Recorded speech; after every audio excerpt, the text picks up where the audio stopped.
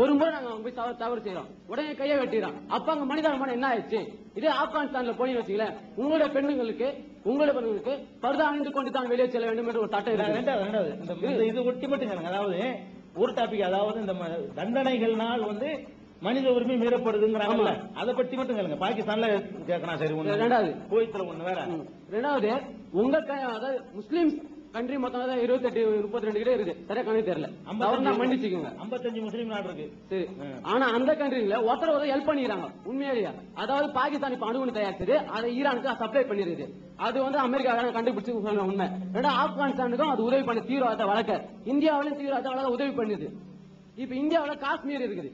காஷ்மீர்ல வந்து இருக்கிறவங்க முஸ்லிம்ஸ் அதிகமாக இருந்தாலும் இந்துக்களும் இருக்கிறாங்க. அந்த முஸ்லிம்ஸ் இந்தியா சுதந்திரம் அடையும் போது நாங்க இந்தியா சைடு வந்து சேர்ந்துக்கிறோம் அப்படின்னு சொல்லிட்டு உறுதிமொழி கொடுத்தவங்க. அப்ப உறுதிமொழி தான் கொடுத்தாங்க, பத்திரம் எழுதுல, அதை நாங்க ஒத்துக்கிறோம். ஆனா அவங்க உறுதிமொழி நீங்க மதிக்கல. இப்ப அங்க தாக்குதல் நடத்துறீங்க, அங்க மக்கள் சாவிட்டா அங்க மனிதாபிமானம் சாவலையா? அப்ப அங்க நீங்க தாக்குறீங்க, அப்ப உங்க இஸ்லாம் சட்டம் உங்களுக்கு இது பண்ணலையா? அவங்களே நீங்க ஆதரவு கொடுக்குறீங்க. இப்ப பாகிஸ்தான் நீங்க ஆதரவு கொடுக்குது, ஐஎஸ்ஐ அவங்க ஆதரவு கொடுக்குது. இப்ப கோயம்புத்தூர்ல குண்டு வச்சுது, கோயம்புத்தூர்ல குண்டு வச்சு நீங்க பெருசா பேசுறீங்க. இப்ப அதுல கைது செய்யப்பட்டு இருக்கிற பாபா மதானி இவங்களுக்கு நீங்க கையை வெட்டுறீங்களா? இல்ல கையை வெட்டினா நீங்க ஒத்துப்பீங்க, அவங்க ஆதரவாளர் ஒத்துப்பாங்களா? இதுக்கு நீங்க பதில் சொல்லணும். அதாவது இஸ்லாமிய சட்டத்தினுடைய உயிரோட்டத்தை புரிந்து கொள்ளாதனால இந்த கேள்விகள் கேட்கப்படுது. நபிகள் நாயகம் ஸல்லல்லாஹு அலைஹி வஸல்லம் காலத்துல ஒரு உயர்ந்த குலத்து பெண்மணி திருடிடுறாங்க. உடனே கையை வெட்டுமாறு நபிகள் நாயகம் ஆணை போட்டுறாங்க. அவங்க தான் ஆட்சி தலைவர், கவர்மெண்ட் நடத்திக்கிட்டு இருந்தாங்க. நபிகள் நாயகம் வெறும் மத தலைவர் மட்டும் இல்ல, அவங்க தான் ஜட்ஜ்மெண்ட் பண்ணணும். கையை வெட்ட சொல்லிட்டாங்க. உயர்ந்த குலம்ங்கிறதுனால நிறைய பேர் சிபாரிசுக்கு வர்றாங்க. உயர்ந்த குலம் நீங்க முதல்ல அப்பதான் அமலாகுது. அப்ப நபிகள் நாயகம் என்ன சொன்னாங்க தெரியுமா? என்னுடைய அந்த பெண்ணுடைய பேர் பாத்திமா, இது திருட்டின பெண்ணுடைய பேரு. நபிகள் நாயகத்தினுடைய மகளுக்கு பேர் பாத்திமா தான். அப்ப சொல்றாங்க, என்னுடைய மகள் பாத்திமா திருடினாலும் அவளது கையை நான் வெட்டுவேன். இதுதான் இஸ்லாம். நல்லா விளங்கிக்கணும். முஸ்லீமும் செஞ்சவன அவனை விட்டுருங்கிற அல்ல. நபிகள் என்ன சொல்றாங்கன்னா, உயர் குலத்து பெண்ணுக்காக பரிந்து பேச வர்றாங்க.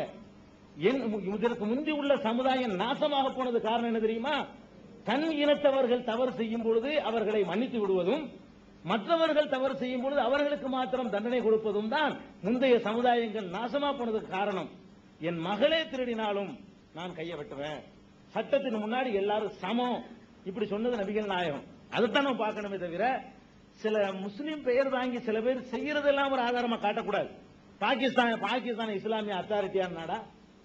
இஸ்லாமிய ஆட்சின்னு சொல்லி நவாஸ் ஷெரீப் சொல்றாருன்னா அவரு ஒரு அரசியல் நிர்பந்தத்துக்காக அந்த டிராமாவை போடுறாரு. இஸ்லாமிய ஆட்சி அவருடைய அந்த ஆடம்பரம் அது இஸ்லாத்துல உண்டா? இஸ்லாமிய ஆட்சின்னு சொன்னாலே ஒரு பங்களாங்கலாம் வெளியே வந்துடணும். மக்கள் வரி பணத்துல சோத்துக்கு மட்டும் தான் காசு எடுத்துக்கலாம், சாப்பாட்டுக்கு மட்டும், வேற சேவைகள் எடுக்க முடியாது. 1000 ரூபாய் அவர் கவர்மெண்ட் வாங்கிக்கலாம், அவ்வளவுதான். இப்படி இருப்பார் அவரு. முன்னும் 1000 கார் புடைசூழ அவர் போறது இஸ்லாமிய ஆட்சியா? அவன் தன்னுடைய லாபத்துக்கு இஸ்லாத்தை பயன்படுத்துவான்.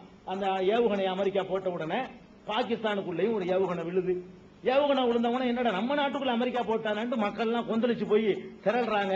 அவங்களை இப்ப ஆஃப் பண்றாங்க, மதத்தை சொல்லி ஆஃப் பண்ணிடுவோம். அவனும் உங்களுக்கு இஸ்லாத்துல நம்பிக்கை இல்லாத நல்லா விளங்கிக்கணும். பாகிஸ்தான் இஸ்லாமியர்கள் ஆளலாம், முஸ்லீம் ஆளலாம், இஸ்லாத்துக்கும் அதுக்கு பாகிஸ்தானுக்கு சம்பந்தம் கிடையாது. இஸ்லாமிய ஆட்சி அங்க நடக்கல. இப்ப சொல்றதும் நடத்துறதுக்கு இல்ல, நல்லா விளங்கிக்கணும். இப்ப சொல்றதும் இஸ்லாமிய ஆட்சி நடத்துறதுக்கு இல்ல, அதை நல்லா விளங்கிக்கணும். பாகிஸ்தான் ஒண்ணு. ரெண்டாவது ஆப்கானிஸ்தான் காஷ்மீர் விஷயத்தை வேற சொன்னாரு. டாபிக் சம்பந்தம் இல்லாம சொல்லிட்டாரு. காஷ்மீர் விஷயத்தை பற்றி சகோதரர் அறவே படிக்கல, பேப்பர்களை படிச்சிருக்காரு தவிர காஷ்மீருடைய வரலாறு என்னன்னு தெரிஞ்சிருந்தா இந்த கேள்விக்கு இடம் கிடையாது. காஷ்மீர்ல அங்க உள்ள மக்கள் போராடுறாங்கிற அளவுக்கு தெரியும், வாஸ்தவம் தான். அங்க நடக்கிற மனித உரிமை மீறல் அதெல்லாம் மனித உரிமை கமிஷன் ரொம்ப கண்டிக்குது. கற்பழிக்கப்படுற எண்ணிக்கை, புடிச்சு அப்பாவிகளாம் முடி சுட்டு புட்டு தீவிரவாதின்னு சொல்றதெல்லாம் அதெல்லாம் நான் விட்டுருவோம். காஷ்மீர் விவகாரம் வந்து என்ன அடிப்படை, என்னது, எப்படி அந்த காஷ்மீர் இங்கேயா அங்கேயாங்கிற விவகாரம் வந்துச்சு, இதை நான் சொல்ல வேணாம். ஜூனியர் விகடன்ல இருந்து இன்னொரு பேப்பர் நடத்தினாங்க. என்ன பேப்பர் மாதிரி? போஸ்ட், ஜூனியர் போஸ்ட் ஒரு பத்திரிகை முன்னாடி நடத்திட்டு இருந்தாங்க. இந்த A4 டபுள் சைஸ்ல ஒரு பத்திரிகை. அதுல வந்து இந்த காஷ்மீர் விவகாரம் ஜவஹர்னு சொல்லி, நான் வேற எங்க இருந்து உங்களுக்கு எடுத்து சொல்லல, நான் வேற புக்கு இல்லைன்னு சொல்லலாம், கிட்டத்தட்ட உள்ள சொன்னா உங்களுக்கு நல்லா ஞாபகத்துக்கு இருக்கும். அவர் காஷ்மீர் பிரச்சனை என்ன அவர் எழுதுறாரு. என்ன எழுதுறாரு? இந்த விவகாரம் நானா கூட சொல்லிடலாம், நானா சொன்னா 40 சொல்லணும் நீங்க நினைக்க கூடாதுல, அதுக்காகத்தான் மற்றவங்க சொல்றதுல இருந்து நான் எடுத்து காட்ட வேண்டியிருக்கு, வேற ஒண்ணும் இல்ல. காஷ்மீர் பிரச்சனையில என்ன எழுதுறாரு, அதாவது இந்தியாவில் முஸ்லீம்கள் இல்லைன்னு ஒரு புஸ்தகம் கூட போட்டிருக்கோம். அந்த புஸ்தகத்துல கூட நீங்க அந்த காஷ்மீர் ஒப்பந்தம் என்னங்கிறத குறிப்பிட்டிருக்கோம். இந்தியா சுதந்திரம் அடையும் போது இந்தியா இங்க வந்துருச்சு, பாகிஸ்தானுக்கு சுதந்திரம் கொடுத்துட்டான். காஷ்மீர் வந்து இந்தியாவிலையும் சேரல, அங்கேயும் சேரல. நல்லா விளங்கிக்கணும். அவன் சுதந்திரம் கொடுக்கல என்ன அக்ரிமெண்ட் போடப்படுது தெரியுமா? காஷ்மீர் மக்கள் விரும்புற வரைக்கும், விரும்பினால் அவங்களே தனியாக இருந்து கொள்ளலாம், விரும்பினால் அவர்கள் அங்கே சேர்ந்து கொள்ளலாம், விரும்பினால் இங்கே சேர்ந்து கொள்ளலாம் சொல்லித்தான் அந்த காஷ்மீரை வந்து விட்டு வைக்கிறாங்க. நல்லா விளங்கிக்கணும். சுதந்திரம் அடையும் போது வரலாறு நீங்க முரட்டி பார்க்கணும். அப்ப பாகிஸ்தான்காரனுக்கும் அதுல ஒரு கண்ணு, இந்தியாவுக்கும் செழிப்பானது ஒரு கண்ணு. அவன் என்ன நினைக்கிறான், அந்த காஷ்மீர் மக்களுக்கு எதிராக தட்டி பறிக்க அவன் நினைக்கிறான். இந்தியா என்ன நினைக்குதுன்னா அதே மாதிரி தட்டி பறிக்க நினைக்குது. ரெண்டு பேரும் தப்பு பண்றாங்க. அதுல காஷ்மீர் மக்களை வந்து தனி அரசாங்கமா இருக்குது, தனி நாடு, இந்தியாவில் சேராம தான் இருக்குது. அப்போ ஒரு இந்த கரண் சிங், கரண் சிங் தானே, கரண் சிங் தகப்பனார் பேரு, அவர் யாருமா காஷ்மீர் அப்போதைக்கு பிரதமரா இருந்தவர், கரண் சிங் தகப்பனார், அவர் பேரு ஹரிசிங், ராஜா ஹரிசிங் தான் அப்போதைக்கு பிரதமரா இருக்காரு. தனி நாடு, நல்லா விளங்கிக்கணும். அதாவது அந்த மக்களுடைய மனநிலையை புரிஞ்சுக்கிறதுக்கு இது ஒரு உதாரணம் வச்சுக்கலாம். முஸ்லீம்கள் பெரும்பான்மையாக இருக்கக்கூடிய அந்த மாநிலத்தில் சிறுபான்மையாக இருக்கக்கூடிய ஹரிசிங் ராஜாவா இருக்காரு. அப்படி பரந்த மனப்பான் போல மக்கள் அவங்க. அன்றைக்குள்ள சூழ்நிலையில 90% முஸ்லீம்கள் வாழக்கூடிய பகுதிக்கு ராஜா யாருன்னு சொன்னா ஹரிசிங். ஹரிசிங் ராஜாவுடைய ஆட்சி தான் அங்க நடந்துகிட்டு இருக்குது. அப்ப பாகிஸ்தான் ஊடுருவது, இவனு ஊடுறான், இந்தியாட்ட வந்து உதவி கேட்டு வர்றாரு ஹரிசிங், நீங்க தான் எப்படியாவது காப்பாற்றணும். அப்போ ஒரு அக்ரிமெண்ட் போட்டு தான் அந்த ஐநாவுக்கு முன்னாடி ஒரு அரசியல் ஒப்பந்தம் செய்யப்படுது. என்ன ஒப்பந்தம் தெரியுமா? அதாவது காஷ்மீர் மக்கள்கிட்ட வாக்கெடுப்பு நடத்துவது. இந்தியாவும் கையெழுத்திட்டதுனால வழங்கணும். அவர்கள் தனித்து இயங்க விரும்பினால் தனித்து இயங்க விட்டு விடுவது, பாகிஸ்தானில் சேர விரும்பினால் அதில் சேர்ந்து விடுவது, இந்தியாவில் சேர விரும்பினால் சேர்ந்து கொள்வதுன்னு பாகிஸ்தான், காஷ்மீர், இந்தியா, ஐநா சபை கையெழுத்து ஒப்பந்தம் ஆகியிருக்குது. இதை செஞ்சிருந்தா விவகாரமே இல்லை. இதை செஞ்சு இருந்தா என்னத்துக்கு விவகாரம்? கோடிக்கணக்கான ரூபாய் அன்னைக்கே செஞ்சிருந்தா இந்தியாவில் சேர்ந்திருப்பாங்க. பாகிஸ்தானுக்கு எதிராக தான் வந்து இங்க உதவியே கேட்டான். பாகிஸ்தான் ஆதரவு மனப்பான்னு அன்னைக்கு அவனுக்கு இல்ல. அப்ப அக்ரிமெண்ட வந்து எல்லாரும் மீறணும். பாகிஸ்தானும் மீறி அபகரிக்க பார்க்கறான், இவனும் அப்படித்தான் நினைக்கிறான். அப்ப இது நானா சொல்லல, கவர்மெண்ட் ஐநாவுக்கு முன்னாடி செய்த அக்ரிமெண்ட் என்னன்னு தெரியாம இருக்கும்போது ஒப்பந்தத்தை மீறும் போது கிளர்ச்சி வருமா? யாரும் மீறினாலும். இப்ப அவன் பக்கம் ஒரு காஷ்மீர் இருக்க, அவனுக்கு பாகிஸ்தானுக்கு எதிராக விளைஞ்சிட்டு இருக்கான். அதை விளங்கிருங்க. காஷ்மீர் மக்களுக்கு எல்லாம் ஒரே உணர்வு தான், தனிச்சிருக்கணும் தான் நினைக்கிறான். இந்தியாவில் சேரும் நினைச்சு சேர்ந்து போறான். என் ஓட்டருக்கு ஒப்பந்த பிரகாரம் செஞ்சுட்டா எதுக்கு இவ்வளவு கோடிக்கணக்கான ரூபாய் சலுகை? அதுக்கு தான் நிறைய சலுகை எல்லாம் அறிவிச்சாங்க. அவன் இங்கே சேரணுங்கிற ஆசை காட்டுறதுக்காகத்தான் காஷ்மீர்ல உள்ளவன் வந்து இந்தியா புறம் சொத்து வாங்கலாம். இந்தியாவில் உள்ள யாரும் காஷ்மீர்ல சொத்து வாங்க முடியாது.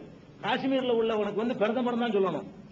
சட்டப்படிங்க முன்னாடிலாம் காஷ்மீர் ஒரு மாநிலமா இருந்தா கூட இப்படி எல்லாம் நிறைய சலுகை கொடுத்தாங்க காஷ்மீர் மக்களுக்கு.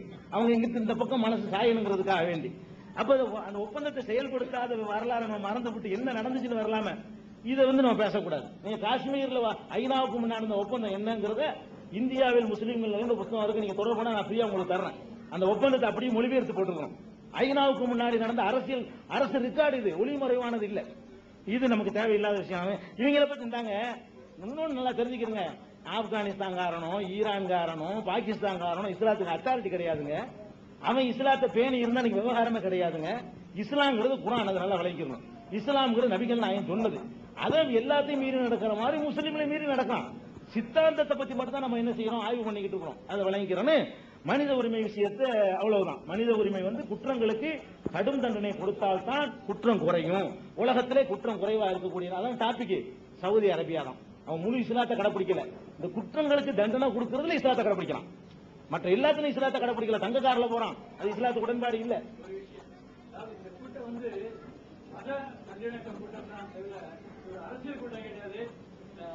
இல்ல அந்த டாபிக் கேட்டதுனால